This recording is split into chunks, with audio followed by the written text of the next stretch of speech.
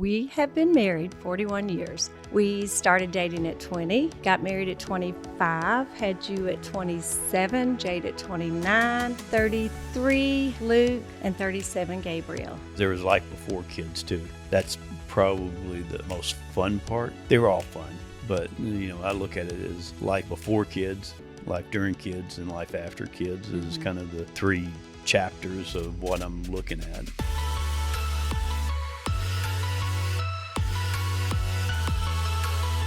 Hello, everyone, and welcome back to the Living Fully podcast. I have two very special guests on the podcast today, i.e. Gary Ervin and Lisa Ervin, my parents. Hi. We're laughing at Mom because she was like, What I don't movie- know which what- one of these cameras what to movie look was at. that? 2, 3, Is that- 4.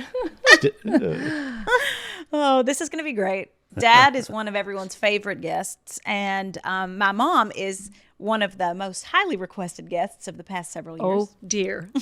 she's a little stressed about coming on the podcast because she is a more private person than me and my dad. She kind of just instead of spilling all her thoughts to everybody in the world, she kind of keeps them in a little bit sometimes. And that's okay to be that kind of person. But when you have a daughter like me, sometimes you get forced into things like this. Amen. And here I am. Yes, because a lot of people want to know questions about raising kids and parenting and the way that you did things. And that's a compliment to you guys because they feel like you did it well. Anytime we're all together, like all the siblings and all of our families together, people are always like, what is it that you guys did that kept your families together, So I think this is going to be a great podcast discussing all things such as that. She's given my dad some instructions about combing his hair and wearing certain things and taking off his glasses. It seems he didn't comb his hair like she asked him to. She wanted him to use product, but He has no product. I'm not sure what product is. He has no product. so he's here productless and ready to talk to you guys today. So, okay. Thank you guys very much for coming on. I'm really excited. So start off by telling everybody how long you've been married and maybe like the ages that you were when you had the four of us. Okay, so we have been married 41 years. We started dating at 20, got married at 25, had you at 27, Jade at 29, 33, Luke, and 37, Gabriel. Throughout 41 years of marriage, you guys have lived a lot of different types of lives. Obviously, like young children life where dad was traveling a lot. And you were really kind of like a full-time parent to four kids, which is why Jade and I always ask my mom, like, how did you do it? Was it hard? She says it wasn't hard somehow. I don't know how it wasn't really hard I for don't you. know if I'd say it wasn't hard. It was very busy. It's just what I did. When Jay was born, you were 22 months old, and that's when I quit work. Mm-hmm. And that just became my job. And it's something that I just took on. I wanted to do. Mm-hmm. Life was kind of simpler back then. Yeah, but for sure. very busy, very busy. It was a continuation of just raising kids. And we were kind of like everyone always is like your village or whatever that they say. And nowadays everybody's like, I don't have a village. What's everybody talking about? We kind of did have a little bit of a village that was our family because we kind of free ranged like chickens. Yes. And we kind of like free ranged between all of our aunts and uncles and everybody because my grandparents lived kind of in the middle and then all my aunts and uncles with all my cousins kind of lived through the field. yes, So just a very simple life, simple Yeah. but busy. We'd just being in a very rural area. Mm-hmm. You all played with your cousins. Mm-hmm. It's what you knew. It just a simple life. I mean, to go back a day in that time, the cousins would come over. Mm-hmm. You all we'd be outside. No one had a cell phone. Mm-hmm. So wonderful. Yeah. So fabulous. Sorry, guys. You all would just be playing. It'd be simple. And I think the biggest thing is, if I could say, we would always be in the moment. Mm-hmm. You would always be in the moment. The phone would ring in the kitchen on the wall. Excuse me, let me go get the phone. You go answer the phone. You go back outdoor, and just everyone was in the moment. Yeah. And it was busy and crazy and active, but very simple. and no distractions. It's a distracted life Constant now. distractions. We, Don't go in the lake. We had he the- fell out of the tree. we had the Somebody- extra long telephone cord, so we would stretch it out the door and close the door to either if y'all were outside, we'd go inside and close the door, or if you were inside, we'd go outside and close the door, and then we'd have to replace the cord every so often because the little curly cord would get frayed in the door. But that was our only communication. And then one day we got a portable phone. Remember the big antenna? Zzz. Remember the portable Yeah. phone? Portable phones. Yeah. It was big That was a one. game changer, I guess. You couldn't go very far though. Yeah. Awesome. I know, to go back to those simpler times. Okay, so then what was it like from your perspective then? Because you were gone 5 days a week, usually out of town, and then kind of home on the weekends. It was, and the question you started, the first thing I thought about is there was life before kids too. And that's probably that was probably the most fun part. They were all fun, but I look at it as life before kids, life during kids, and life after kids is kind of the three chapters of what I'm looking at. And the exciting part was life with kids, because it wasn't just, we kind of lost me and her a little bit. The life before kids was just me and her, and the life Like after everyone kids, does. it's just me and her again. So, but kids, most of our memories of our 41 years together has been stuff that y'all did. The multiple weekends that I've been to the emergency room with a broken arm or stitches, and from life on the farm, from a four-wheeler wreck, from a rifle scope to the eye 3 months before Miss Kentucky. And, those are things and thoughts that fun times that we had from being raised kind of feral on the farm. Yeah, definitely feral. Did you ever feel like, I feel a lot of guilt, but I think it's because I'm half foot in the door, half foot out the door, because I work a lot from home. Did you ever feel like bad that you were gone, or did you always feel like this is just what we have to do? Because Kyle's always like, this is what you do. A parent has to work. Like, why are you feeling bad about this? So I always am like, how do people not feel bad about this constantly? But I don't know. I guess we sacrificed a lot. It was joyful for us to do that.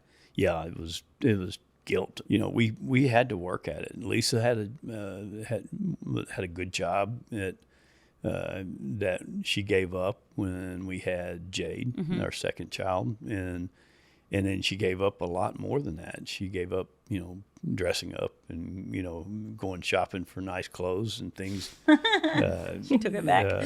But it was on my end of it. I had to go out and sell and build a business, and I had a lot of responsibilities that probably if I didn't have her at home with y'all, I would have felt a lot more guilty. But I was really, really comfortable that I knew that every time I would come home, y'all would be out doing something, and it was I wouldn't say simpler, because it was kind of different, but the fact that she was there with y'all the whole time made me feel a lot more comfortable being gone. Yeah. And then it allowed me to be successful, and do what I needed to do to make a living for everybody. Yeah. It's definitely a different feeling. I feel the same way when Kyle's at home with our kids. I'm like, I don't know if I would have done all this had I done it a different way. But like knowing that he's at home does make me feel better. So I see what you're saying for sure.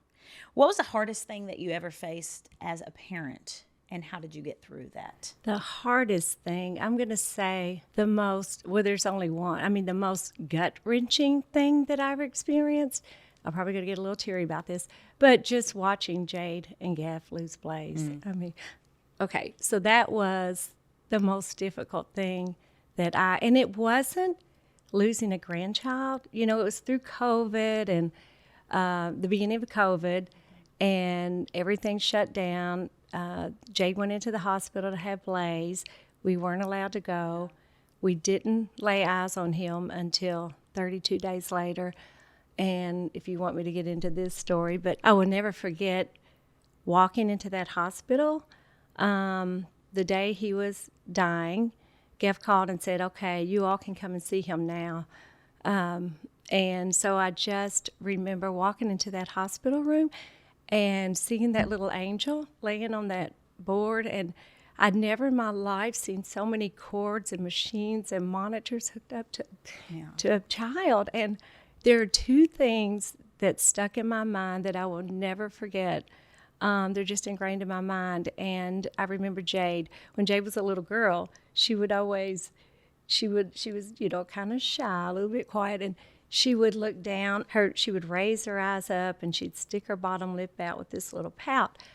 And I just remember her holding Blaze, and she looked down, and she looked up at me, and her lip came out, and she said, I can't believe we're not going to get to take him home. And it was just, I will never forget that as long as I live. And then I remember Gaff, he was holding Blaze, and he was oblivious to anyone in the room. And he just, the same thing, he looked down and he said, I asked the nurses if I could take him outside, but they said no, he's never seen the sun. And that was the most difficult thing, to watch your children suffer and go through that. But That, that was a terrible day. And then yours, what would you say? That by far, that was probably the worst. It was terrible, but we were able to take it because everybody got to be together. We got to all come in for one day to see him and say goodbye. That was helpful to go through the painful part of it because we had each other to kind of lean on. How do you recover from something like that? I could never think the pain that Jade and Geff went through and how to recover from that just from being a parent, that would be tough. And, so that was probably my number one. And then, probably the other one was, your bout with recovery. This one parlays into the next question, which is definitely a big part of what I think helped Jade and Geff to get through this time in their life, what helped us as a family to get through, what helped y'all, and that is faith. And I believe that one of the greatest gifts that we were given in the way that we were raised is a strong example of faith. So, we lived all together, our whole family, and everyone was very faith-filled. We were a faith-filled family. But for our family, that looked like we practiced our faith all the time. You guys did. We live in a very rural community, but something that we had at our Catholic church was Eucharistic adoration. And that's basically where people go to the church every single hour of the 24-hour day. So in the middle of the night, there are slots, 3 a.m., 4 a.m., 2 a.m., My aunts and uncles did it. My mom did it. My grandma did it. And like as kids, we would go with them, at 3 a.m., drive 15 minutes to the church, sit there for an hour and pray, come back. All of those little things that you guys were just very strong examples of faith, especially Mom. You were a very strong example of faith. So what role, I guess, did faith play in your marriage, do you feel like, since you talk about your life in 3 phases? So like first you were a married couple. Like, do you feel like you were just always faith-filled, like growing up? Yes. Dad, do you feel like you were as well? Yeah, but I'll let you answer it first. So I think that is the gift my parents gave me, was a gift of faith. Grew up Catholic. I think Dad and I are very fortunate in the fact that we grew up with the same faith. His parents ingrained that in him. My parents the same way. And it's just how we lived our life. I think when Dad and I came together, it was easy for us because we were of the same faith and had that foundation, which we brought into our dating, brought into our marriage. To me, that is the basis of everything you do in life. Just my opinion, but Without that, I don't know how people without faith can get through things. Yeah. Like losing Blaze and just trials and tribulations of a marriage. We met in fourth grade in a Catholic school, and she 2 seats behind me. So Yes, we were very fortunate to have a Catholic school in our small community. We went to first we went to the same one, and then you changed over to the other one. But anyway, with all that, I mean, faith it's the foundation Yeah. of our marriage, of our raising our kids. Of Something I can always or that I took into my life, lighting candles is a big thing, but also like we try never ever to miss a Sunday of church. And I think that even on vacation, and now our family, still we will find a church, no matter what denomination it is. If there isn't a Catholic church, we'll go, and we just make it a priority. And like Kyle, grew up half Catholic, half Baptist, which I guess technically you did too, a little bit, or half Catholic, half Church of Christ. But Grandma was just so dominant in her Catholic faith that Papa's faith kind of took a back seat, and then he became Catholic later in life. Yeah, that's, the reason that Kyle had decided, and he decided on his own to become Catholic, so that I do think it's a lot easier to be of the same faith. yes. If you can be. If one person is like, you know what, I like this faith, I'm okay joining or whatever, I think logistically it feels easier. And with that said, that's our faith. Catholicism is our faith. I mean, God is everywhere in every Yes, church. agreed. But it was easy for us coming together as the same faith. Yes. we celebrated First Communion, baptism. Those are family celebrations, and those were around faith, but they were also around family too, and coming together and in the church or in God's presence was always important. When I was a kid, we celebrated the same thing. My parents did, my grandparents did. So that was something that kind of instilled that to us, and as far as being very important. And then I'm so glad that.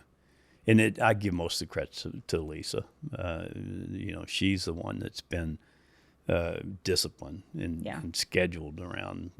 We've got to do this, and kind of been. I would have been kind of like Dad. We're.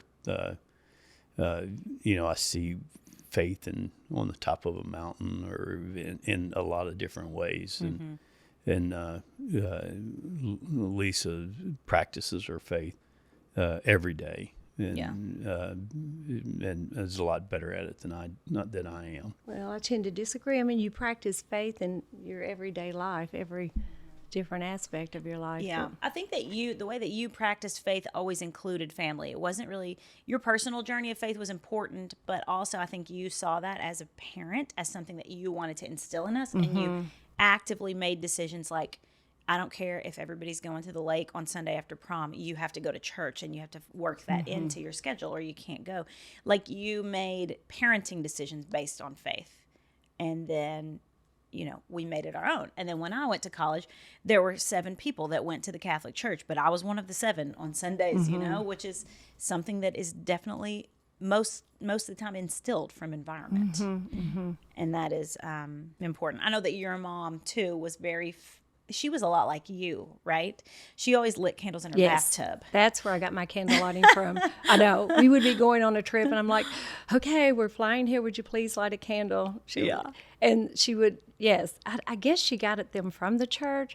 I hope they were blessed. I don't know. They may not have been blessed, but they were in the bathtub. Yes. But that's where I got my candle lighting from, which is so important to me. And yeah. This is probably something we could talk the whole podcast about, because we really lived a wild, crazy childhood. Well, the last time we were home, Amy was telling the story, or somebody was telling the story in our house about how the local doctor said, don't let your kids go over there. Your kids are going to get hurt bad. He's like, their kids won't, because they're used to being wild and crazy, but like, don't send your kids over there because they're going to get hurt, because we were so wild. That's such a funny story.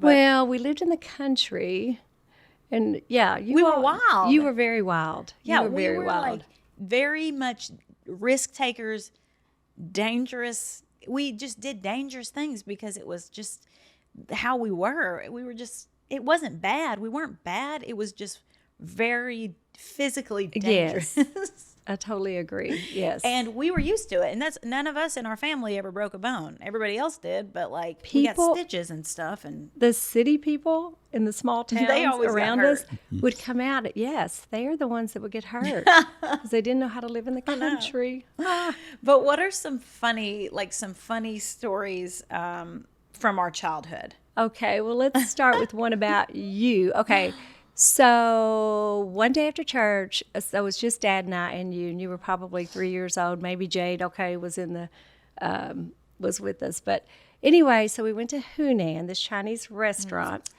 and it was full of people, very big restaurant, and you were under the table.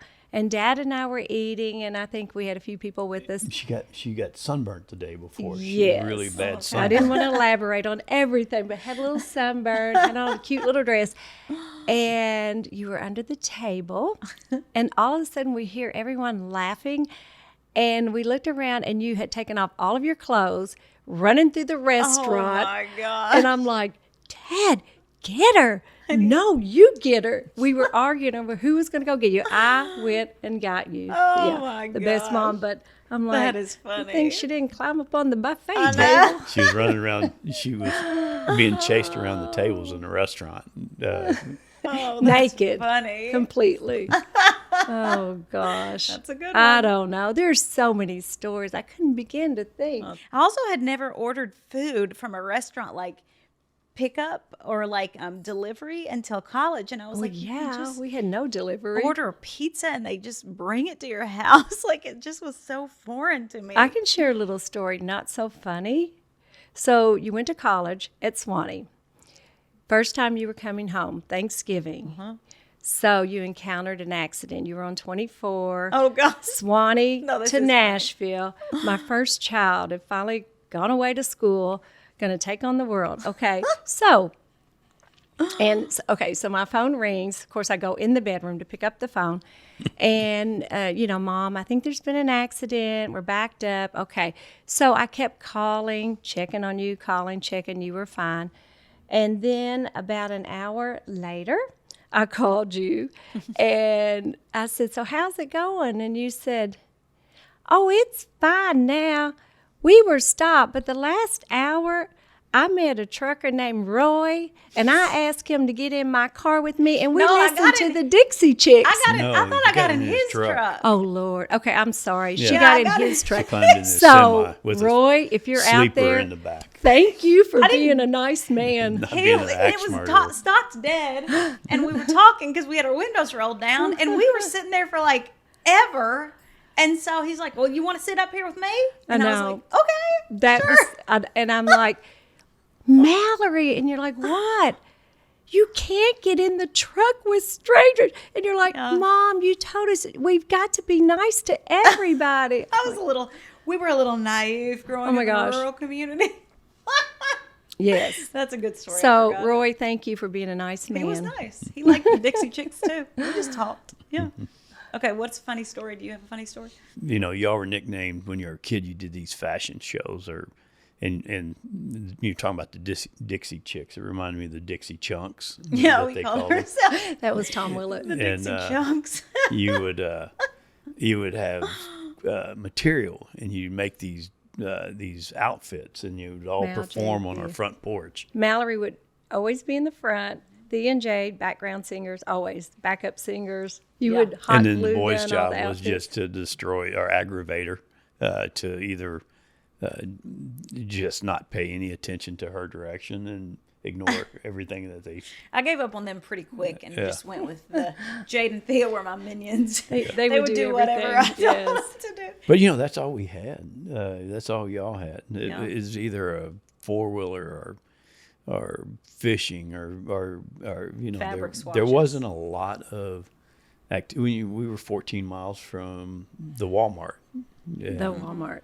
and we would go there on Sunday after church, and that was about it. I would be gone, so y'all were marooned on the farm. So you had to look for your own fun. Yeah, it was so awesome. We were creative kids. It was just like, it was so play-based and fun. But like, you know, people always ask the question, they're like, oh, it's interesting that you ended up in fashion, because I always thought that I would end up in singing. And I'm like, well, looking back, I did do a lot of dress design and clothing creation, like for years and years and years. I remember, and then we had a seamstress neighbor who would like, you know, she had all these buttons and fabric scraps, and we would make all kinds of stuff with that stuff. And, you know, even though we were in a rural community, there was opportunity to be creative and for a decent enough education and like to get all the things that I feel like we needed in life. You know, we always think about it. It's like we live in Nashville and there's so much opportunity, but I'm just like,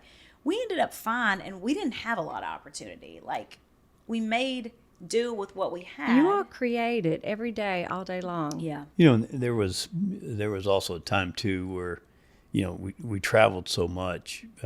You traveled with us for 1 year when we lived in Pensacola Beach, which that was about the only time we ever kind of left the farm. Yeah. And you know, I kind of always said, well, maybe I can live in a big city, and then I could, where my work is, and I can fly in and out and have everybody to where I'm home every night. But the nature of our work, we traveled. So I'd rather y'all be at a base where we had family around, which we did, because I said Mom was on her own. She really, my mom and dad were there. I had my brothers and sisters were there, and then we had this whole tribe of cousins that y'all played with, and those were your friends and growing up. So so we had a lot of support on that farm that a lot of times you don't have. You were taught a lot of bad lessons. You taught a lot of the kids a lot of bad lessons, probably. But not bad lessons. We were just wild. But it was kind of you were raised by the village. You were raised by you know. But it was a beautiful time. Yes, it was. Well, and too, that's part of the reason why you learned to fly, and like because we didn't have an airport. It wasn't like you could have built your business from just our community back in the day. It's like no one was as connected. I mean, they had email back then, but no one had cell phones. Like no, so you just did what you had to do to keep us there, but also be able to build a big business, which is admirable. And I think it's rare to be able to figure out like the perfect way to raise your family and the perfect way to like forge your career path. I think a lot of times you have to sacrifice, and you kind of found a way to do both in a way, but you had a spouse that sacrificed, you know? So. You know, and I moved back to, not only because of meeting Lisa, and we knew each other all through high school, but we really didn't start dating until my senior year in college. And you know, I said, once I leave this farm, I'm never going to come back. I'll be out of here. And I was the oldest of six, so I had to find work real quick. And, you know, so I went to college for 4 years. And I said, that's the last thing I want to do is move back home because, you know, one is farming was a tough job. Coal mining, I loved what I did, but it was also a dangerous, tough job. And we, you know, I decided I want to do anything but those two things because they were hard work and you were out of control. You had no control on what your future would be. So, you know, I was dreaming of bigger things for that, and I met Lisa, a local person. I said, you know, we kind of had the same ways of thinking, and then, you know, when I started having kids, I said, you know, would I want to move them to a big city? Would I want them to be raised outside of this environment? And, you know, then I kind of went all in. I said, no, I as much as I hated living on the farm when I was a kid, because I felt I missed out on things. As I got older, I was happy that I wasn't educated on bad things at an early age. And I said, I'd rather my kids are going to get exposed to bad things. But when they do, maybe they're old enough and maybe we've taught them enough they can make good decisions around the bad things. And, you know, some of that did come true. So, So it was kind of, I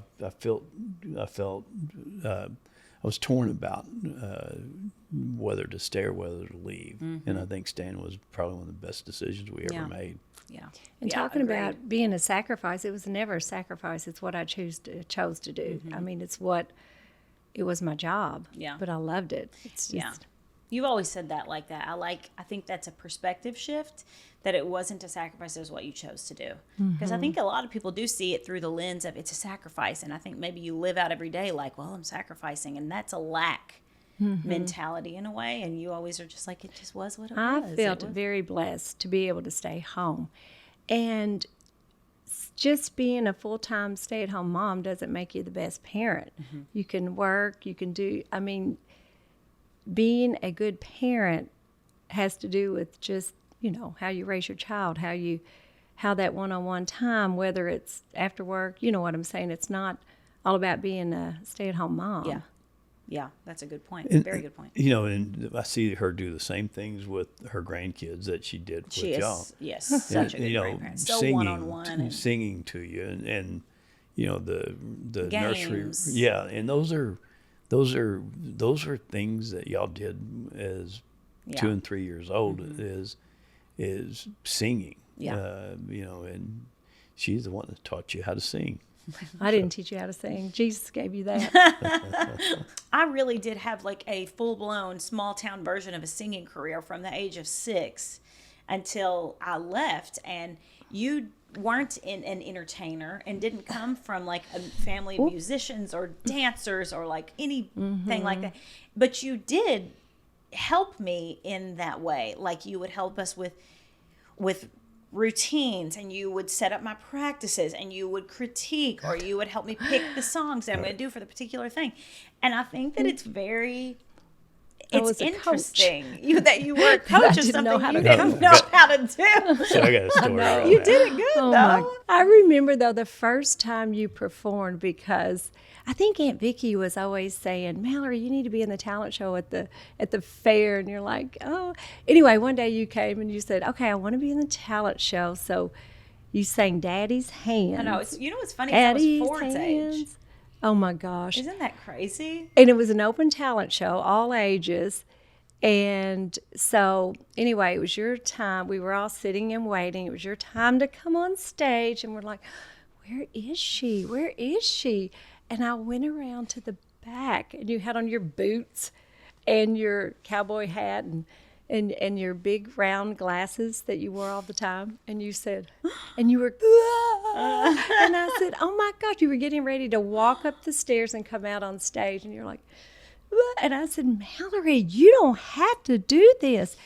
Yes, I do. And you came out and you won the talent show. So I did. I beat all the 40-year-olds in our hometown. Oh my gosh. Man. Yeah. I do think that it was a very innate thing. Like that was I think that some kids, if you give them the space, will find their gifts and talents on their own.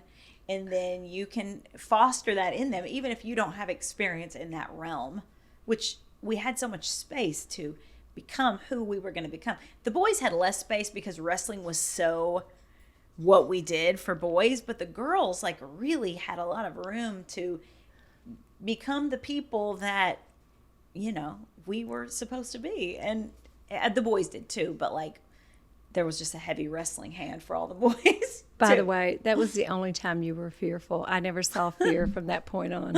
That's great. That's awesome.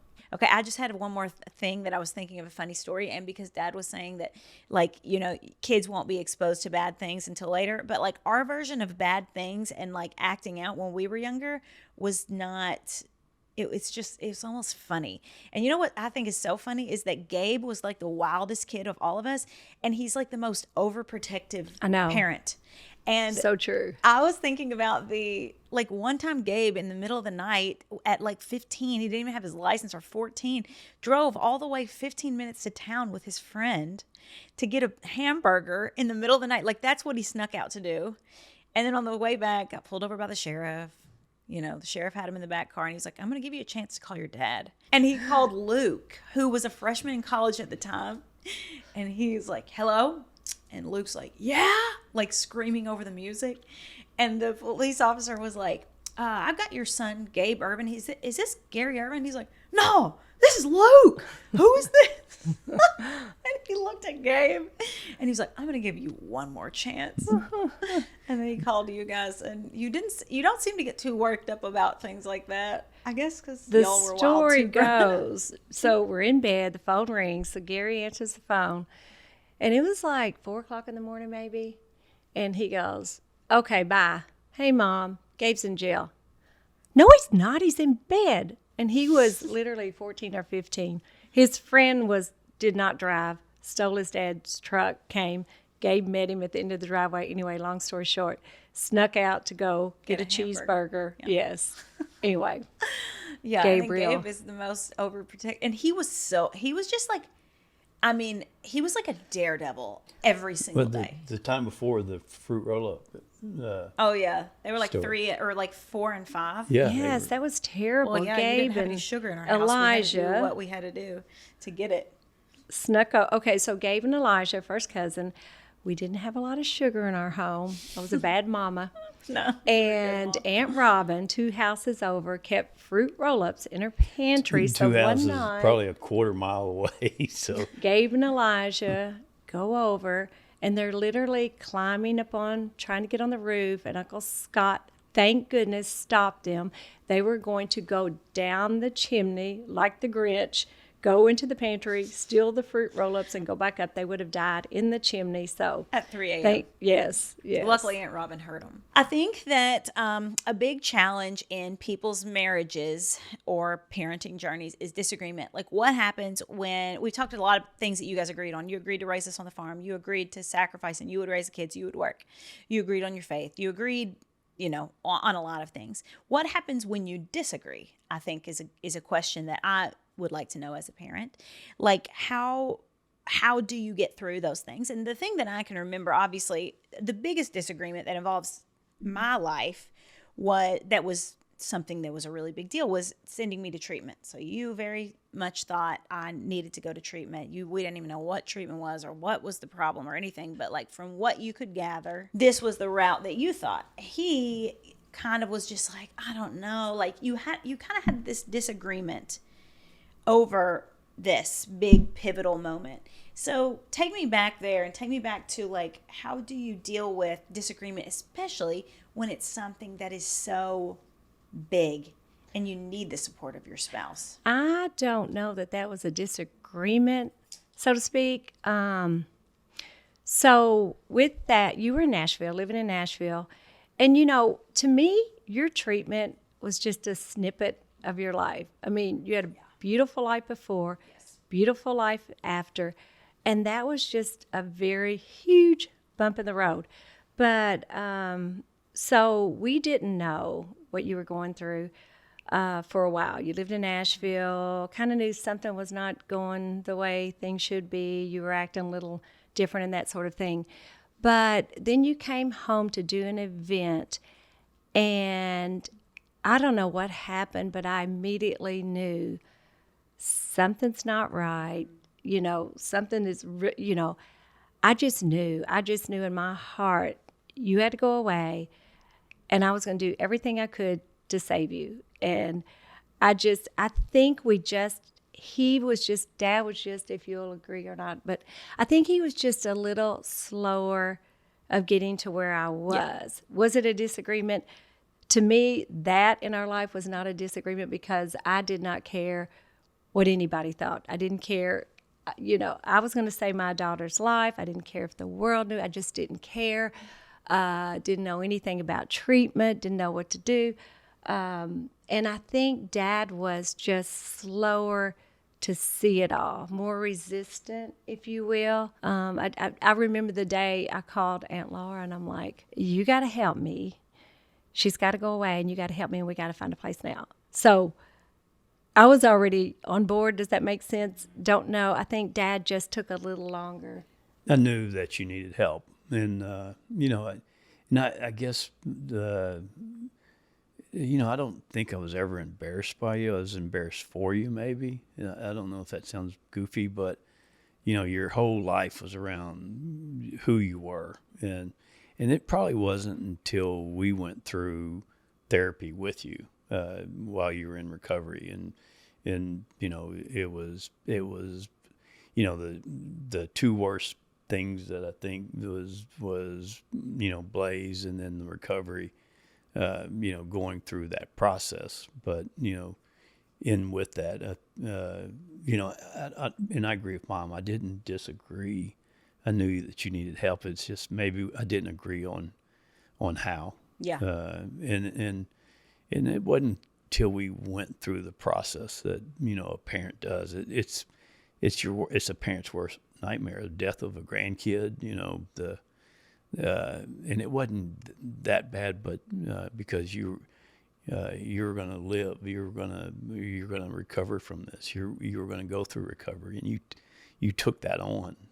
But to as a father, saying it's something I can't fix, that was hard.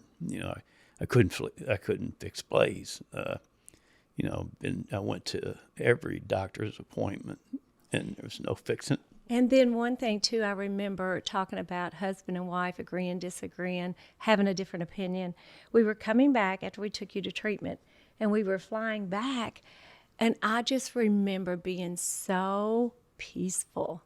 And I just knew he felt the same way. And I said, oh, my goodness. I said, I feel so peaceful because you were safe and you were going to get well. Mm-hmm. And Dad said, are you kidding me? I feel like I just abandoned my daughter. Yeah. And so I guess in that aspect, what I want to say about that is it's husband and wife, you're not always going to agree or be on the same page, but it's okay. And you kind of have to respect the other person's opinion or thoughts, and you get through it. But it's okay to kind of not be on the same page and in the same space. You both love your daughter, you love your children, but sometimes you have totally different. Yeah, well, you're two different people. Yeah, so different. Kind of what got me on the other side is the same way as it did with Blaze. Is we even brought Mom and Dad to Parent Weekend, so we didn't see or talk to you for weeks, or it was months, was it? No, we would get to talk to them, no, but it was not like at very first. limited. Not at first. I have lots of funny stories about that. Yeah. Mom, she would call, Mom, you've got to get me out of here. By the end, I liked it, honestly. It was a great experience for me. And I'm thankful but I embraced it. I've always been an achiever, and I almost feel like I went all in and decided that I was going to be the best at treatment and recovery as well. Yes. Just kind of like I did. My therapist called me the Queen of Rehab. They were like, "Oh, great, we've got the Queen of Rehab here," and she was like, I just don't understand." She's like, "We've taken all of your things away, but it's like you got a new title every day, and everybody knows all that." It was just Well, being the best at everything I was trying to be, and that as well. But I think it was a gift. You have to look at life that way. It was a gift to you so that you could be the person you are and give back to people and write your book and all that. It was absolute. It taught me a different way to live, and it changed the person that I was. And it was an absolute gift that would not have happened had I not gone through that. So it was absolutely, and I'm grateful for it too. Okay, so if you could go back to any age in your life, what would it be and why? If I could go back, it would only be for a day. And I'd go back and I'd be sitting in my backyard and I'd be watching you all play with your cousins. Just the simplicity and the innocence of kids. Yeah. I mean, just one day. Yeah. I like my life. You've always like my embraced grandkids. your age and your phase of life. That's something that I admire in you because most women do not. And you were always like, I'm proud to be 66. I don't know that I'm great for proud. 66. I don't know that. It's just, it is what it is. I mean, you can't go back. Yeah. But you own that and embrace it, and you don't try to be in a different phase than you are. And I think that that's actually more rare than you think that it is. Okay, what about you? Probably the age I was when we were going through the insanity of kids, that was That was probably the most painful, but the most fun times. You know, the honeymoon phase of our relationship when we first met. You know, that was fun. Yeah. And you know, I don't know what you call this, the nursing, the rocking chair age or what, the wheelchair. I don't know. The old age of her, the sunset. I guess that's the right term. It is what it is. I know. But so they've all had good times, and you know, age is a funny thing, and to say I want to go back. You know, then you'll start all over again. Mm-hmm. And I think who you are or what you've learned over the years and the good and bad experiences that you've had. So I don't know if I'd want to go back and relive some of those things. I'm glad that I went through them, kind of like your recovery and Blaze, but I don't want to go back. Mm-hmm. But maybe go from here on out. We're 67. We're not 67. She I'm acts 66. like I'm ancient. She's I'm a grumpy like old 6 man. months I don't apart. mind being. One day Ford said, "How old are you, Grammy?" I'm like, "I'm a 6 and a 6." So, Oh, you're like me. Yeah, Oh, that's it's all awesome. good. What do you like the most about this phase? The sunset / rocking chair Rocking / chair. wheelchair. you know, it's I'm not in a rocket chair yet. Oh, it's kind of, you know, this is her supermodel phase now. She's dang. she's on my Instagram all the time with you doing I know, modeling, everybody's and she obsessed. loves fashion just like Yes, you she do. does. So she's in her supermodel phase, and I'm in a crotchety old man phase. No. You know, I like it. It's just us. You know, we kind of, it's less scheduled with kids than we had kids, and even when we had work and careers before we had kids. Now we don't need to work. We choose to work. Our life is still around our kids, but it's more around our grandkids than it is our kids, and we get a lot of enjoyment out of whatever the grandkids are doing. So you know, the phase with your grandkids is kind of, for a grandparent, you know, it's kind of a fun phase that we're in right now, and it's something that, you know, I'm looking forward to the next few years. So say you go back, you're saying that, well, I don't like where I am now. I want to rewind and do it like Mom's podcast. You want to rewind and say that again. You learn something from saying it wrong or from doing the mistakes that you make in life. And I don't know if I want to rewind. No. Yeah. Well, if I could know everything I know, we'd go back in a minute, but it doesn't work that way. But if we didn't make those mistakes, we wouldn't. I know. Yeah. That's what I said. Life is life, and Yeah. But What do you like better, being a parent or a grandparent? a grandparent. Well, I that's don't the same. know. I mean, being a parent was fabulous. No. Yeah, grandparents way better. Okay. Yeah. What I want to say about that. I knew you were going to say that. That's a good answer. I think a lot of people say Well, that answer. because I put everything I had into raising my children, I feel like I did a really great Yes, job. you did. I don't like to talk about my children like that. But with that said, as far as being a grandparent, one of the things I want to say is you can't decide how things are going to be. You can't envision when so to speak, you know, when I'm a grandparent, you know, everybody's going to live where I live, you just make it work however it works. And we love coming to Nashville, get the city life, be around you guys. We're so fortunate. We have a condo. We can spend so much time here. And then going back home, and of course we have Clark and another one on the way at home. But no, life is fun. It's fun now. I mean, it was always fun, but it's the difference though in a parent or grandparent is you don't have to do the hard work. You don't have to be the disciplinarian. You can let them be bad. You can let them do things that we wouldn't let you do when you were a kid. So I think that's a little bit easier. Plus, you know, if they're having a bad day, we always take them back. And We there's couldn't nothing, do that. We couldn't do that with you. We had to deal with it. No, when Ford came up to me the other day and he's like, Grammy, will you move to Nashville? And I said, well, I mean, let me think about that. And he's like, you can move in with us. I mean, Oh no, he loves you so much. it just makes your heart, but I mean, it's just so know. sweet. Every Grammy, I time we love- tell him Ford we love him, he says, "Oh, I love you, but I love Grammy the most." Every single time, but I sweet. love Grammy the most. He has to let me and Kyle know that every day. Back to the funny story. So Ford, you called to see what we were going to do that night, and Ford was asking, "What are you going to come by? And where's Grandma?" And I said, Grammy. She's at CrossFit, and she goes to CrossFit every morning." And he piped up. He said, "She's eating crawfish." Yeah. So Lisa goes to crawfish every morning. Yeah, she eats her crawfish. That's how she stays so fit and healthy. The morning crawfish. That's great. That's great. Okay, what is one thing that your children have taught you? I think my children have taught me many things. I think my children have reinforced the fact that raising children is the most important job you can have. That's a great answer. I'm going to say this.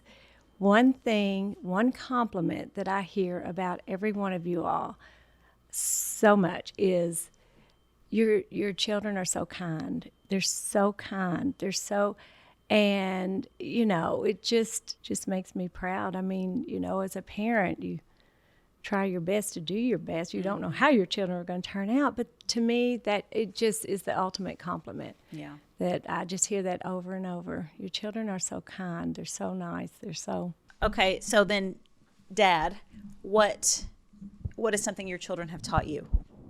I guess I've learned a lot from my children.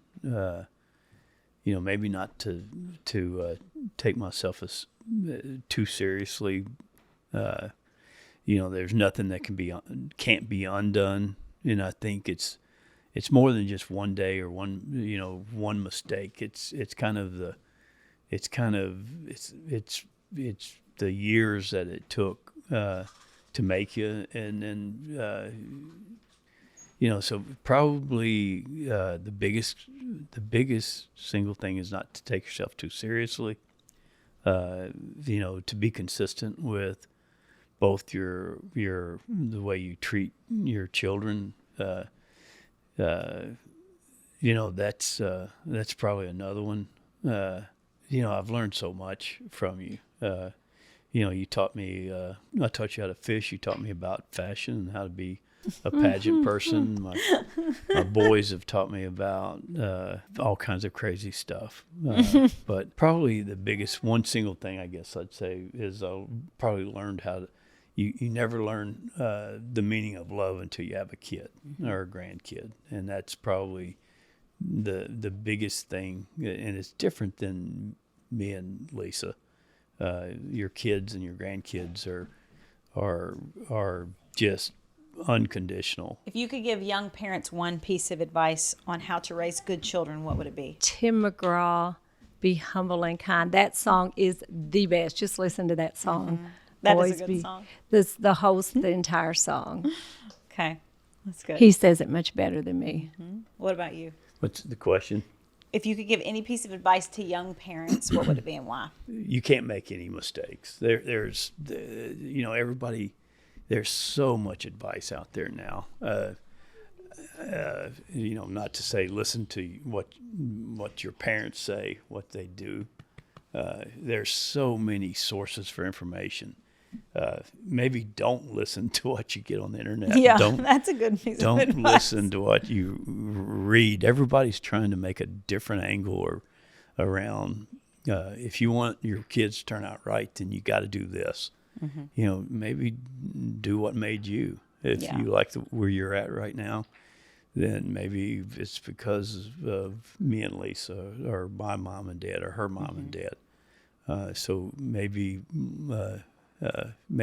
back up and say, that's what made me, and maybe what I learned from my parents is what I want to pass down to my kids. So just do you, and don't compare yourself to any other parenting. Okay, so this parlays very well into the last question, which is on legacy.